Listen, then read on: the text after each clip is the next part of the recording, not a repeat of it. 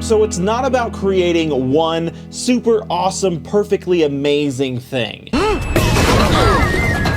cabin! And it's not about creating a million awful, completely useless things either. I'm going to name you Ivana. It's about creating close to like 100 things that get just a little bit better every time you create them. This is a concept that is best explained by the pottery class paradox, where a teacher assigns two different classes, class A and class B, to make pots. But each class has their own very specific way about making pots. So class A needs to focus their efforts on making the perfect pot, where class B is focused on making just as many pots as humanly possible. So in this little thought experiment, what the teacher discovers is that class B is actually the class that makes the closest to a perfect pot, whereas class A makes a decent pot but nowhere near perfect, or even the quality of the pot that you get from class B. And why is that? That is because class B was focused on creating, doing, and making stuff happen, where class A got caught up in analysis paralysis and never really put any thoughts to action. And even though they studied the process to death, they weren't able to actually create the perfect thing because they hadn't tried making the pot but only one time.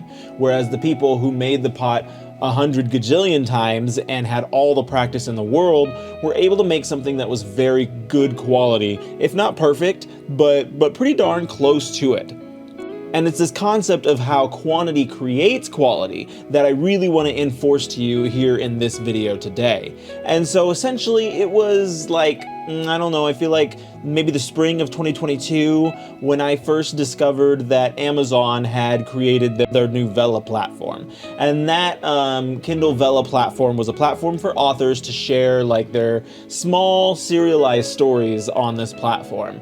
And as an author myself, an independent author with 6 novels and trying constantly to find a way to get my work out there, I was like, hey, this is a new program, this is exciting, this is something I can do to try and expand my horizons and become a better writer, and so why the heck not? And so where most people were writing like a typical serialized story that was just like a chapter at a time, so you're basically just breaking down a large book into like singular chapter little bite-sized chunks, I decided that I was going to write an entire sitcom because I'd already written plenty of books. Like, I wanted to write something new, and I thought that would be something new and unique and fresh on this platform. And so I called up my buddy on YouTube, Mr. Tyler Mowry, because I'd been watching his content for a very long time, and he was like very strict, like, I am a professional script writing coach person, and I was like, you know what? I've been watching your content for years, really enjoy the content, man, and I want to see what you got in action. And so he and I hashed out the first 3 episodes together, and we broke it down into story structure. We used Dan Harmon's story circle. We did all the cool story stuff that makes you feel like you're really making a solid story that's meat and fluffy and potatoey and perfect as Class A would want to make. And then after that, I was free to kind of frolic on my own. And so the idea that I had was to make a full 22 episode season of this sitcom, and I was going to release it on Vella. But you see, the Amazon Vella platform had a bonus program going, and they were offering buku bucks to people who were just pushing out content. And so I wanted to capitalize on the ability to get that big bonus program, because it was only going to be around for like 3 months. And I also wanted to still put out like good quality material. And so I was hoping that I could, you know, find the best of both worlds, because that's what we're all looking for here. And so I started out, and I probably got maybe 8 episodes into the series, making videos following, or making scripts, I should say, following the same formulas that I had learned from Tyler Mowry on how to make like the perfect like soundproof script. And it took me like a month and a half to get those 8 done. And I was like, guys, like, I'm supposed to make 22 of them, and like, heaven forbid, but I really would like to make a decent amount of money on these too, so I want to get it out while the Amazon bonus program is still a thing. And so I've got to be able to do this faster. And so then I just started cranking them out, and I just started pumping them out, and I was like, I don't care. I'm going to do as much as I can while this bonus is still active. And I mean, I didn't make a conscious effort to make bad work, but I made less of a conscious effort to perfect the work. And what wound up happening is I made 10 more episodes. So now we're up to 18 episodes in total, but I made 10 more episodes in that span of time before the bonus program expired. And I was pretty happy with myself. And I was like, okay, like, bonus program is over. I'm not really rushing around to do anything anymore. I can probably sit back and take my time on these last 4 episodes, right? Like, what's the hurry? What's the rush? I can go back to my teachings from Tyler Mowry and really make some tight scripts on the last 4 episodes. Well, boom, as life likes to do, I got hit by a bus in the form of extra work. I wasn't literally hit by a bus. Please don't worry about my health and safety. But you know how work likes to hit you like a bus would, and that's what my work did. And so for 3 to 4 months, I was just wrapped up in work, working more hours than usual, working harder than usual. I took on a whole bunch of new responsibilities for 2 different departments, and it was just a big old mess and not a great time in my experiences thus far. But that's okay, because I made it through it.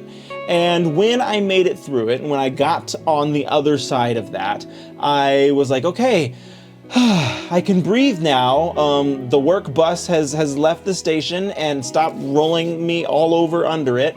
And so I can stand up, I can dust myself off, and I can move on to the next thing. And logically, the next step for me was finding what my next creative outlet was going to be. Because the creative outlets for me are like how I express myself. It's how I get my brain to like calm down. And it's a very therapeutic process for me, and hopefully something that I can share with the world, and the world will also find therapy or enjoyment, or maybe hate until the end of days. I don't know. But it's something that I gotta do. And so I was sifting through all my stuff, and I was like, what was the last thing I was working on when I was working on creative stuff? You know, like, I couldn't remember, because it had been 3 months since the bus ran me over and then backed up and ran me over again. And I was like, oh, that's right. I was working on that sitcom. And I was like, gee, that's right. I was working on that sitcom, and I was doing like really good, making solid scripts for a couple episodes. And then I kind of slacked off and decided that I was gonna back up, and I was just gonna write a bunch of stuff because I wanted to take advantage of the bonus money that Amazon was giving me. And now I've got 4 more episodes to do, and I haven't the slightest clue what I'm doing. And so what I did was I had to read back through the other episodes to figure out what the characters were doing, because it had been a while. I was like, I need to catch up with these characters, figure out what's going on, what direction was I taking the story, all that fun writer stuff. And as I was doing that, I made an interesting observation. So obviously the 3 scripts that I worked directly with Tyler Mowry on were the strongest of the 3. And then they kind of tapered off on scripts like 4 through 8. And if you remember in the beginning of the story, those were the first ones that I had written and taken the most time writing and really thought that I had a solid foundation on. And they were all right. They weren't bad by any means, but they weren't as good as the first 3. And I was like, yeah, that's weird. I was trying to make these as good as the first 3. And then we get to the 10 episode stretch, which was when I was just writing just to write, just to get it out there into the world and take advantage of that beautiful green fluffy Amazon money. And I was like, hey, you know, these actually kind of get progressively better. So like episode 9, which would have been the first one after the streak when I stopped like trying really hard to write the perfect thing, was definitely like the weakest of the whole series. But each episode after 9 through 10, or technically 9 through 18 actually, got progressively better. And that is when I realized the importance of like, okay, it's not about making the perfect product the first time around, and it's not about pumping out a million terrible things. It's about getting just ever so slightly better with each entry. So 9 was weak, but 10 was just a little better, and 11 was just a little better, and 12 was just a little better. And by the time we got around to 15, I was making really strong scripts again. And I was like, wow, like I didn't have to sit down and overthink this process.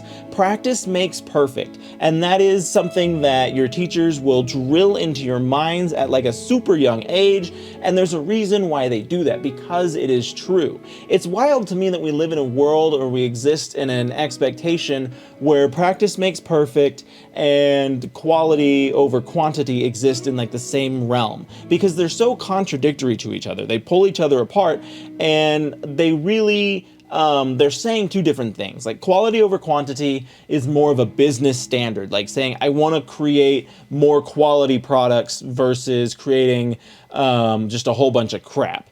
But at the same time, like, you have to create the crap in order to get the gold nugget. And that's where I think practice makes perfect is a much better thing to live by and to strive for than quality over quantity, because you need that quantity to get that quality. You need that practice to make that perfect. And the way that my script writing happened for that series was a perfect example of that. I started out with quality. I was trying to do quality over quantity, and I was making mediocre, somewhat good quality things. And then when I just focused on practice makes perfect, I built myself up into a rhythm where I was consistently making good stuff.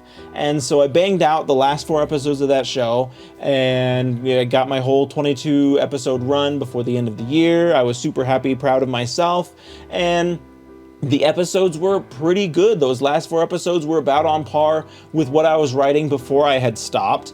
And I didn't have to take an exhaustive amount of time to try and perfect what I was doing. I just sat down, I put pen into paper, and I made it happen.